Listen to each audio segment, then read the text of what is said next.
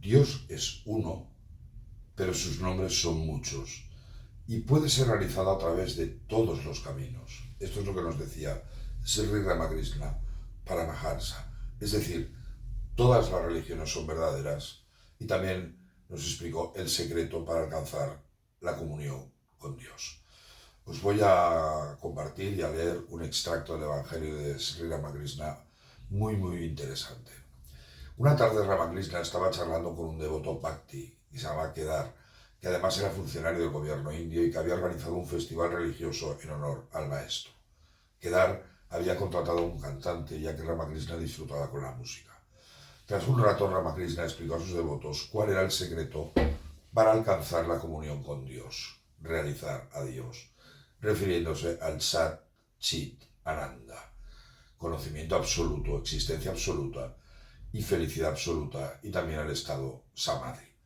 Y os leo: con la realización de Sat Chit Ananda, uno entra en Samadhi.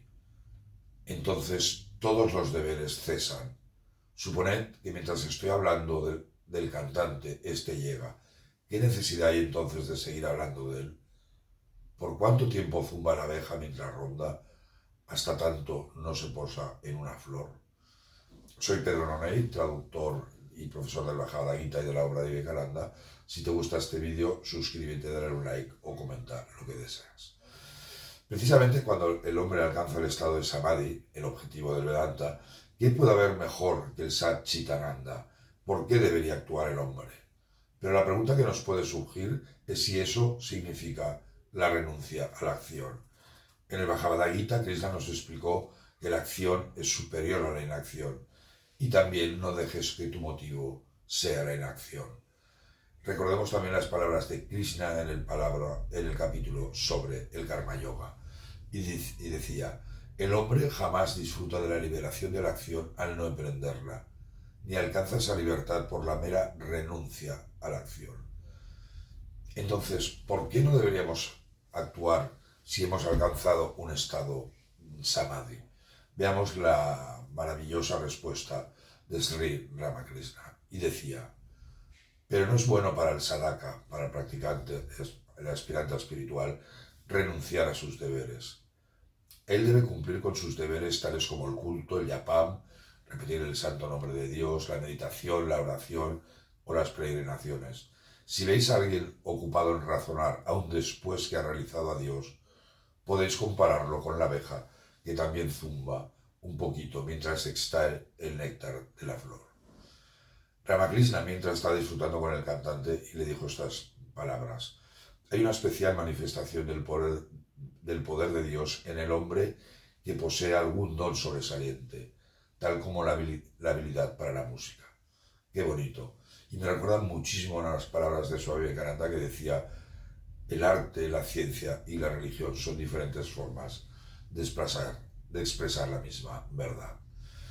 El cantante quedó entusiasmado y preguntó al maestro: Señor, ¿cuál es el camino para realizar a Dios?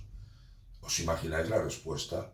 Tened en cuenta que los consejos que daba sobre el camino a seguir en Kali Yuga, y nos decía: Bhakti es lo esencial. Con seguridad Dios existe en todos los seres. ¿Quién es entonces un devoto? Aquel cuya mente mora en Dios.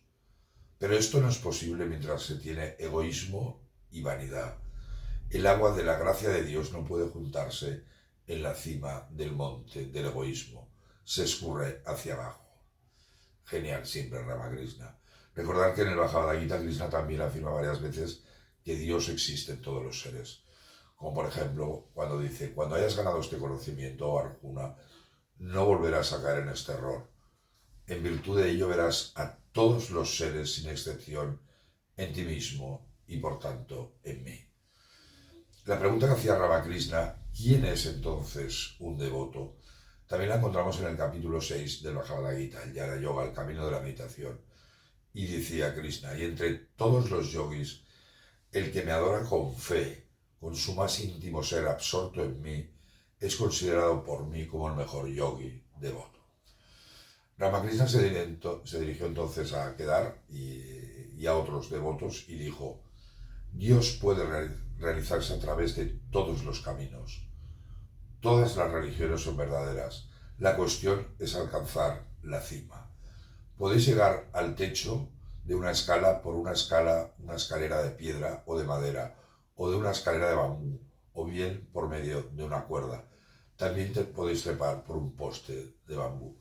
Imagínate una montaña, tú puedes llegar a la cima siguiendo un camino dando vueltas por la montaña, puedes seguir un camino en línea recta o puedes seguir tu propio camino. Ramakrishna, el profeta de la armonía entre religiones, había realizado a Dios, no solo a través de los principales caminos del Sanatana Dharma, tanto dualistas como no dualistas, sino también, del cristianismo y del islam. Famosa es su frase Yatumat, Tatupat, tantos caminos, tantas religiones. Al igual que podemos llegar, como hemos dicho, a la cima de la montaña, podemos ir por varios caminos para llevar a Dios. ¿Qué bien iría el mundo si todos entendiésemos estas sublimes enseñanzas del Maestro? Qué felices podría vivir el hinduista con el jainista o el cristiano con el musulmán. Recordar que en el Bhagavad Gita el principio de armonización de diferentes caminos espirituales es uno de sus pilares. De hecho, armoniza, por ejemplo, el Sankhya Yoga con el Karma Yoga. Cuando Krishna nos dice, cualquier camino por el que los hombres acudan a mí, yo me rindo a ellos. En todos los sentidos, el camino que siguen los hombres es el mío. Y Ramakrishna continúa así su reflexión. Podéis aducir que hay muchos errores y supersticiones en otras religiones. Yo respondería, supongamos que los haya. Todas las religiones tienen errores. Cada una cree que solo su reloj da la hora exacta. Es suficiente tener anhelo por Dios. Es suficiente amarle y sentirse atraído por Él. ¿No sabéis que Dios es el guía interno? Él ve el anhelo de nuestro corazón y el ansia de nuestra alma. Como podemos ver, amor, anhelo, devoción, ese es el consejo de Ramakrishna. Y continuó con la siguiente parábola. Suponer que un hombre tiene varios hijos. El mayor se dirige a él llamando claramente babá o papá, pero los más pequeños apenas pueden llamarle ba o pa. ¿Se enojará acaso el padre por ello? Él sabe que los más pequeños también le están llamando a él, solo que no pueden pronunciar su nombre correctamente. Y todos los hijos son iguales para el Padre. Ramakrishna, al igual que Cristo o el Buda, solían usar estas parábolas sencillas para que la gente más sencilla pudiese entenderle mejor. Y así continúa su explicación. De la misma manera, los devotos llaman a Dios y nada más que a Dios, aunque con distintos nombres. Se dirigen únicamente a una persona.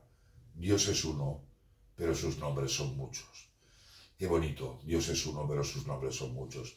Y ya en el Rigveda, en el antiguo Rigveda, ya encontramos este principio cuando leemos, la verdad es solo una, los sabios la llaman de diferentes formas. El Advaita Vedanta, el camino del Jnana Yoga, considera que todo este universo es irreal, es una ilusión, aunque está mal traducido el término, creada por Maya. Todo lo que vemos son un conjunto de nombres y formas finitas y por tanto irreales en el tiempo. Solo la realidad absoluta es real, sea, como la llames, ya sea Dios, Alá o Brahman.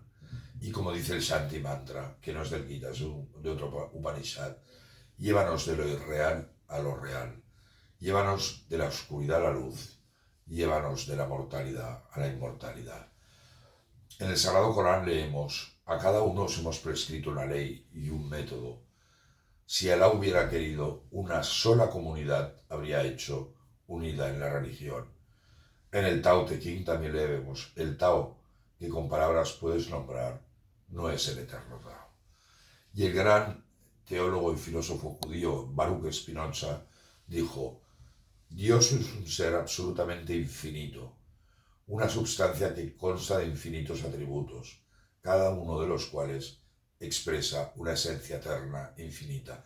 Precisamente Albert Einstein, que de origen judío pero se declaraba como agnóstico, llegó a decir que él creía en este concepto del Dios panteísta de Baruch Spinoza, tan parecido al de la Advaita Vedanta.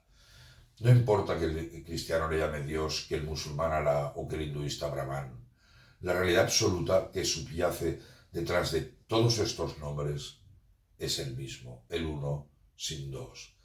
Y recuerda este gran mantra de Ramakrishna: Dios es uno, pero sus nombres son muchos. Y Dios puede ser realizado a través de todos los caminos. Muchísimas gracias. Om Namaste.